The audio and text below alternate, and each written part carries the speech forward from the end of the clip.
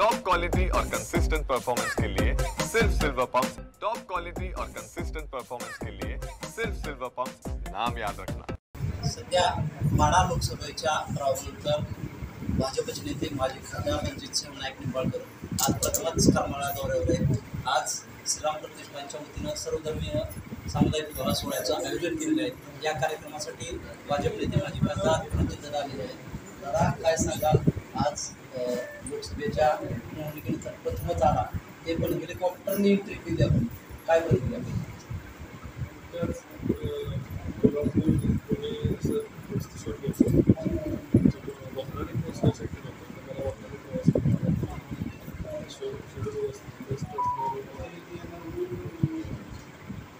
आपण पाहतोय की दादा, पालकमंत्री जयकुमार गोरे यांना देण्यात आपण यशस्वी ठरलात।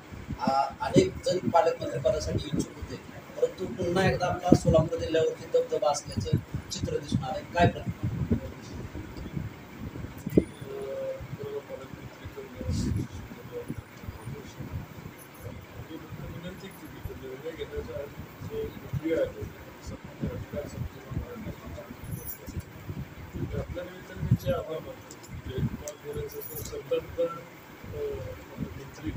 या जिल्ह्याला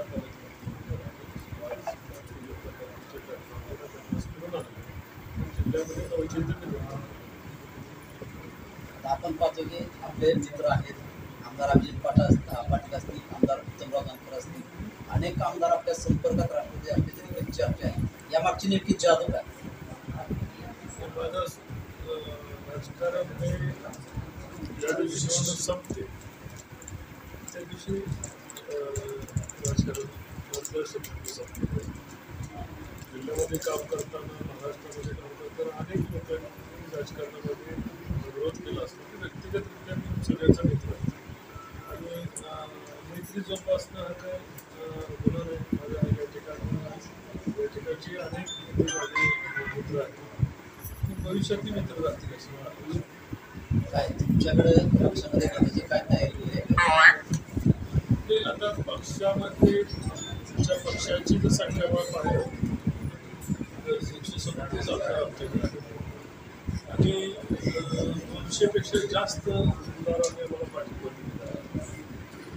ज्यावेळेस पक्षामध्ये मोकळी निर्माण होईल आणि पक्षाला आवश्यकता वाटेल त्यावेळेस मात्र या चर्चा केल्यामध्ये आता अशा प्रकारच्या सध्याच्या कुठल्या चर्चा नाही। निश्चितपणे काम करताना ज्या लोकांना मदत लागेल, ज्या आपल्याला मदत लागेल त्यांना मदत करण्याची माझी भूमिका।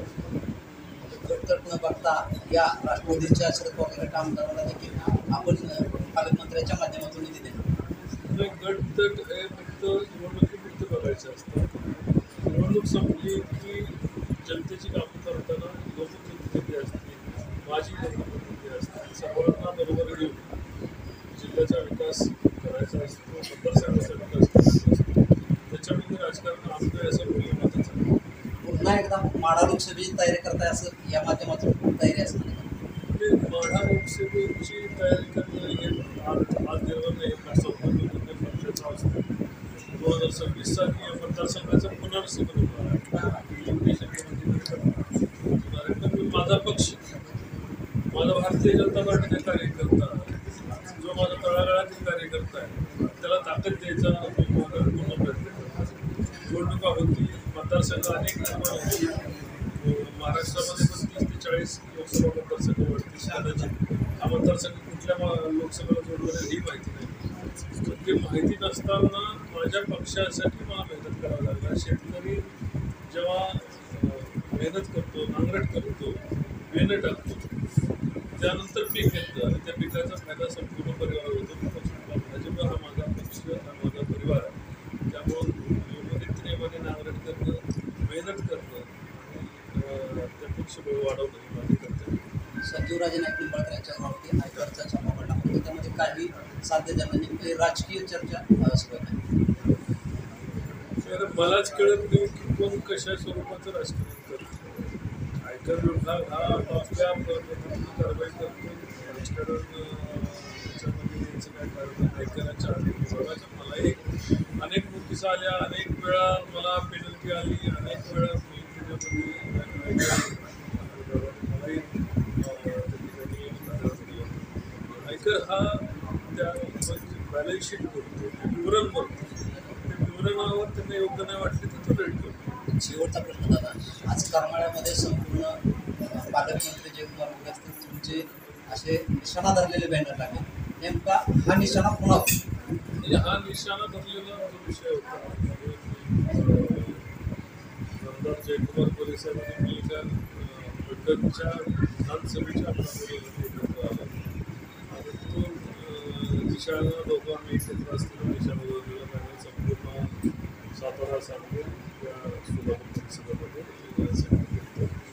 माझा जो निशाणा आहे तो माझा निशाणा भविष्यात दुष्काळात आला. दुष्काळ मुक्ती करता पूर्ण करण्याकरता नक्कीच यावेळी भाजपचे नेते माजी खासदार रणजित निंबाळकर यांनी माझा जो निशाणा आहे तो दुष्काळमुक्त प्रश्न सोडवण्यासाठी असल्याची माहिती यावेळी दिली आहे. शीतलकुमार मोठे, TV9 मराठी, करमाळा.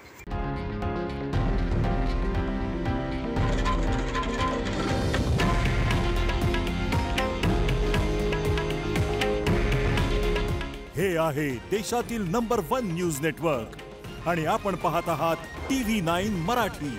काळजी तुमची, हित महाराष्ट्राचं.